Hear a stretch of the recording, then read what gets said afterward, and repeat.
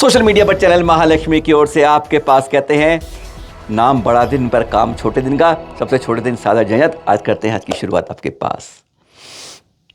आज आपसे विशेष बात करना चाहेंगे। थोड़ी देर के लिए जो नहीं सुनते हैं कृपया 2-3 मिनट सुन लीजिएगा। मत करिएगा सब्सक्राइब, मत करिएगा लाइक, पर काम की बात जरूर सुन लीजिएगा। हम बात ये करनी है, हम आपको आज ले हैं बांकुड़ा में, पश्चिम बंगाल के अंदर। यहाँ पर जलाशय है, मणिपुर मुकुट बांध, एक नोट कर लीजिएगा इसके पास। इस बांकुड़ा के अंदर, पुरुलिया के अंदर जैन विरासत आज भी तटों के किनारे कई जगह फैली हुई है, और कई जगह सिंदूर लगा के, टीके लगा के, कपड़े बदल के सब बदल दी गई है। बहुत बदली है, बहुत बदली है। आज आपके पास इसलिए आए, हाथ जोड़ के निवेदन करेंगे। बस पहले शुरुआत करते हैं। हाँ, मुकुट मणिबंध जलाशय के पास जब पहुँचते तो पहाड़ी के ऊपर एक परेशनाथ शिव मंदिर है। जी हाँ, शिव मंदिर के लिए चलते हैं। आपको कहते हैं वहाँ पर शिव मंदिर के पास चलते हैं तो आधे रास्ते में जब पहाड़ी चढ़ते हैं तो आपको यह पारसनाथ, ये वो पारसनाथ नहीं मानते हैं, इसे भैरव शिव मानते हैं। इसकी पूजा करते हैं। कहते हैं ऊपर से मालाएं उतार के चढ़ाई जाती है शिव के ऊपर, वो यहाँ आके कर देते हैं, रख देते हैं।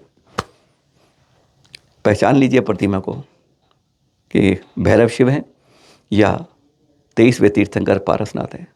आज आपको इसलिए बता रहे हैं कि कल आप सब पारसनाथ भगवान का जन्म और तप पे लेकर बनाएंगे, और उससे पहले कम से कम अपने तीर्थों की, ऐसे तो बहुत अपने मंदिरों में देखा है, सबसे ज़्यादा अतिशयकारी तीर्थ है तो पारसनाथ भगवान की है। पर आज उसकी बात नहीं कर रहे हैं। सबसे ज़्यादा अतिशय प्रतिमा जो पड़ी हैं इस तरह की, जो बदली हुई हैं। अरे संबल में, चंदौसी में, कहाँ सब कुछ हो रहा है, पर यहाँ कुछ क्यों नहीं हो रहा है, ये क्यों पहचान नहीं हो रही है। अरे खुदाई की बात तो बाद में होगी, पहले जो दिख रहा है उसको देख लें। क्या आंखें खुलेंगे या कान खुलेंगे, कह ही नहीं सकते हैं, पर यह साफ इस तरह से आपको दिखा रहे हैं, जागरूक कर रहे हैं कि यहाँ पर यह काल भैरव के रूप में, कहते यह भैरव शिव नहीं है, यह पारसनाथ है।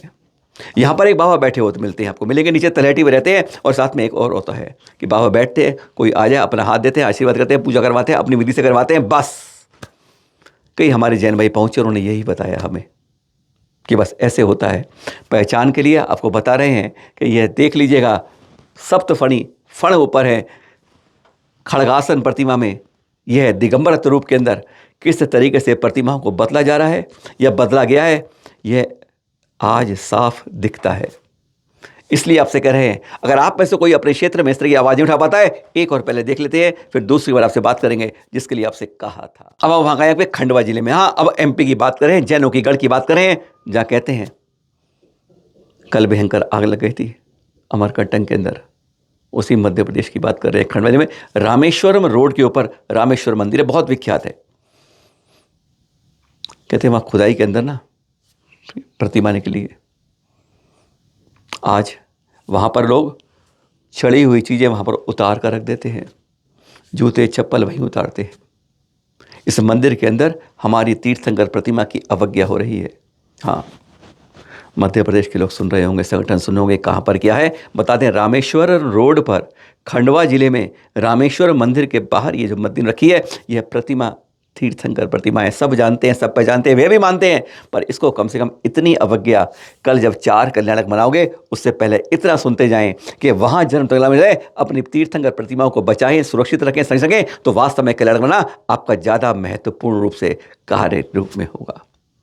एक निवेदन जो करना चाहते रहे इन दो के साथ ये था कि अगर आपने अपने क्षेत्र में, आपके आसपास कोई भी प्रतिमा इस तरह मिलती है कि हमारी प्रतिमा बदली गई है, कुछ करी गई है, तो हाथ जोड़ के निवेदन, अगर आप आवाज़ उठाते तो कृपया हमें भेजिए। हम भारतवर्षीय दिगंबर जैन तीर्थ क्षेत्र कमेटी के साथ मिलकर इनका सामूहिक रूप से एक ज्ञापन बना के हम जगह जगह पहुँचाएंगे, कोशिश करेंगे। कहते हैं प्रयास करने वाले को ही सफलता मिलती है, जो घर पर बैठे रहते हैं उनके बारे में कुछ नाम नहीं लिखती है। हाथ जोड़ के निवेदन एक बार फिर सुन लीजिएगा। आपके आसपास कोई भी प्रतिमा इस तरह की मिलती है कि जो लगता है कि आपको जैन तीर्थंकर प्रतिमा है, जैनों के पहचान के ऊपर है, उसके बारे में प्रमाण के साथ वीडियो के साथ हमें भेजिए, पूरी जानकारी, लोकेशन लिखिएगा। हम उन बातों को अल्पसंख्यक मंत्रालय में, केंद्रीय सरकार के मंत्रालय में, और पुलिस के विभाग में, एएसआई के विभाग में, और अल्पसंख्यक आयोग में उनकी पूरी जानकारी जरूर कोशिश करेंगे। नीचे नाम, पता, मोबाइल नंबर, संपर्क नंबर जरूर लिख दीजिएगा। एक बार 1 हफ्ते ये मेहनत कर लीजिएगा, क्योंकि आजकल जगह जगह खुदाई हो रही है, विशेषकर उत्तर प्रदेश में। इसके बाद नंबर आएगा मध्य प्रदेश का, उसके बाद आएगा राजस्थान का। तो इन जगह जब इस तरह के इतिहास खुलेगा तो ध्यान रखिएगा, इस इतिहास के अंदर जैन पुरातत्व खूब मिलेगा। पर उसकी बात से पहले हाथ जोड़कर निवेदन, कृपया जरूर, आप पर अगर जानकारी देने का सामर्थ्य नहीं है कि आप नहीं पहुंच सकते तो कृपया हमें भेज दीजिएगा। नंबर आप जानते ही हैं, व्हाट्सएप नंबर हर कोई जानता है, नीचे लिखा हुआ भी मिलता है और आप सब जानते भी हैं। हाथ जोड़कर इस निवेदन को जरूर स्वीकार करिएगा। आइए अगली खबर पर चलते हैं। यह चित्र देख रहे हैं आप, यह चित्र 96 घंटे बाद है जो पहला एपिसोड दिखाया था आपको। मुनिषी विहत सागर जी जो 17-18 साल आचार्य श्री कवि गणाचार्य विराग सागर बिल्कुल साथ रहे। कहते हैं उनका पूरा धड़कन चलती थी जब गुरुवर की सांस चलती थी, और उनके बाद छूटने के बाद कहते हैं एकदम मानसिक रूप से एक चोट पड़ी जिससे उबर नहीं पाए। मांगे तुंगे अभी वो बताया था आपको ना कि मांगे तुंगे विहार चल रहा था, बिल्कुल 20-25 किलोमीटर रह गया था कि वायरल इन्फेक्शन हो चुका था इनको। आहार लिया नहीं जा रहा था, जरा सी अंजलि थोड़ी देर रखते रहे 5-6 मिनट में, फिर बस छोड़ देते थे। संतुलित आहार नहीं था और तुरंत आहार के बाद विहार होता था, इसलिए कहते हैं जो था पेट में वह भी नहीं पचता था, उल्टी हो जाती थी, बस यही हालत खराब थी। तो सताना के अंदर पहुंचे थे, वहीं पर ठहर गए। जब तक करते उन्होंने कहा था मैं प्रण कर रखा है, मैं पूरी चर्या का पालन करूंगा, मैं डोली का कभी साथ नहीं, पाटे पे बिठाने की कोशिश की, पाटे पे नहीं, मैं अगर रहूंगा चलूंगा तो अपनी 11 नंबर की टांग से ही चलूंगा, 11 नंबर की बस से अपने पैरों पर ही चलूंगा, नहीं तो मैं एक कदम नहीं चलूंगा, ऐसा प्रण किया था। इस 97 में जब पूरा 19 संगी का पीछे चला गया था आगे मांगोतंगी में, यहीं रुक गए थे। उस क्षेत्र से पहले बहुत कहा लेकिन उन्होंने नहीं, हालत बिगड़ती गई और उन्होंने 2 दिन पहले संलेखना ले ली थी, सूचना मिली थी। दृश्य देख रहे हैं आप, ये अंतिम सांसों के बाद के। कल 3:03 पर इन्होंने सायंकाल में संलेखना के बाद समाधि पूर्ण कर ली। अंतिम क्रियाएं आज सुबह की गई थी। स्पष्ट करते हैं, कहते हैं यह जीवन अगर मैंने इसको संतुलित रूप से आगे बढ़ाया है, इतने 18, 19, 20 साल मैंने इस चर्या को निभाया है, तो क्यों मैं ऐसे समय में अपनी चर्या के अंदर पालन को क्यों तोड़ लूँ। मैं नहीं लूँगा डोली, मैं नहीं लूँगा कोई और पाटा कि मुझे पेटा पे बैठा और तुम उठा के चल दो। चलूँगा तो अब ऐसे अपने चर्या पर इतने मजबूत थे कि अब संलेखन लेकर समाधि मरण किया है। चैनल महालक्ष्मी व सांध्या महालक्ष्मी ऐसे मुनिवीरों को हार्दिक विनयांजलि अर्पित करता है। कल सुबह बताया था आपको हमने कि 11 आरिकाओं के संग, जब आरिका श्री दृढ़मती माता के संग चल रहा था, तब छेड़छाड़ कहते हैं कुछ लोग, कुछ कहते हैं अभद्र व्यवहार, कुछ कहते हैं छीटाकशी, कुछ कहते हैं बहुत गंदी बातें करी गई। 6 गोल टोपी वालों जो फोटो दिखा रहे ना, ये वही सारे हैं। किसी तरह से युवा लोग होते हैं कि कहते हैं अपने धर्म का भी नाश करते हैं, उसको भी कहते हैं शर्म करते हैं जब अपने आप इस तरह का अभद्र व्यवहार कुछ आरिकाओं से करते हैं जो पूजनीय होती है, वंदनीय होती है, उनके बारे में इस तरह की सोच। कहते हैं अपने जन्म को कुल को भी इतना नाश करते हैं कि आने वाले जन्म कहाँ जन्म होंगे कल्पना नहीं कर सकते। उन सबके चेहरे इसलिए बता रहे हैं कि पहचानो इनको कि यह ऐसे लोग जिन पर शर्म आती है कि जो आरिकाओं को जाते हुए सरेआम इस तरह से उनसे अभद्र व्यवहार किया था।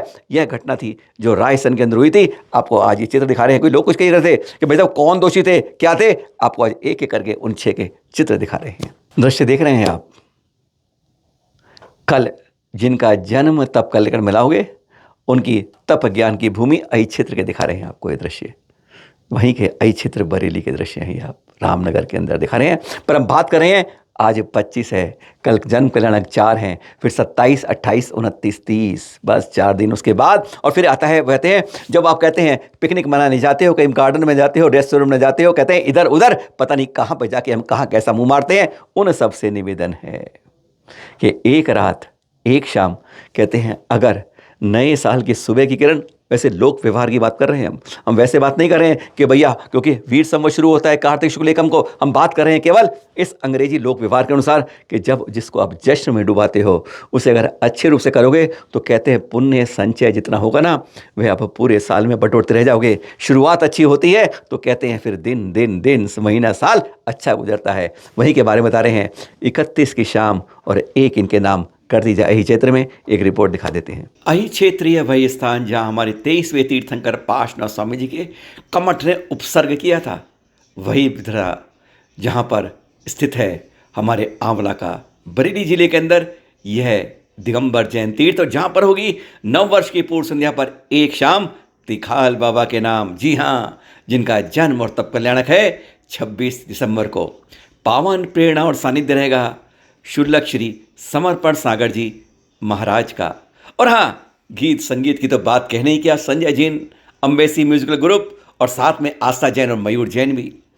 इसका ध्यान रहे 31 दिसंबर की रात और सुबह 1 जनवरी यानी बुधवार को सुबह 7 बजे से अभिषेक, पूजा, नववर्ष, पद्मावती माता जी का श्रृंगार और बहुत कुछ। प्रायोजक हैं श्री अहि क्षेत्र पार्श्वनाथ समर्पण संघ दिल्ली प्रदेश और आयोजक हैं इसके श्री अहि क्षेत्र पार्श्वनाथ अतिशय तीर्थ क्षेत्र दिगंबर जैन मंदिर कमेटी रामनगर बरेली की। कुंजवन का गुरु मंदिर, समाधि मंदिर, गुरु मंदिर देखा है ना आपने? बस ये देखिएगा, यहाँ पर हो रहा है जालना के अंदर गणाचार्य विराग सागर जी का सबसे पहला गुरु मंदिर उस समाधि स्थल के पास बन रहा है। देख रहे हैं, इसकी तैयारी हो रही है। गणाचार्य आचार्य श्री विराग सागर जी महामुनि राज के चक्कर में आज उनकी इस जगह पर एक तैयारी में ऐसा गुरु मंदिर बन रहा है। कहते निर्माण कार्य जोरों से चल रहा है। यहाँ पर पता है भाई 13वें 14वें 15वें तीर्थंकर विमलनाथ जी, अनंतनाथ जी, धर्मनाथ जी का यहाँ पर विशाल प्रतिमाएं आ रही है। 27 फुट की हैं विमलनाथ जी की, अनंतनाथ जी की 50 टन वजनी, और धर्मनाथ भगवान जी की जो तीर्थंकर की हैं वह 31 फुट की 55 टन वजनी। यह प्रतिमा यहाँ पर आचार्य श्री विशुद्ध सागर जी के सानिध्य में मार्च में पंचकर्म होगा। तैयारियां देखा रहे हैं, आपको कह रहे हैं वहाँ पर ये तैयारियां हो रही हैं जो आप ये देख रहे हैं, क्योंकि इन तीर्थों के बारे में जानकारी मिलती है। पंचकर्म कहाँ होते हैं मैं बता रहे हैं, पर ध्यान रखें, एक बार फिर कहते रहेंगे कि नए तीर्थ बनाने के साथ पुराने तीर्थों का जीर्णोद्धार बहुत ज़्यादा हमारा कर्तव्य है। शुरू में बताया था, जरा कान में नोट कर लीजिएगा। कहीं कोई जानकारी मिलती है हमें ज़रूर भेजते रहिएगा। सादर जय जिनेंद्र।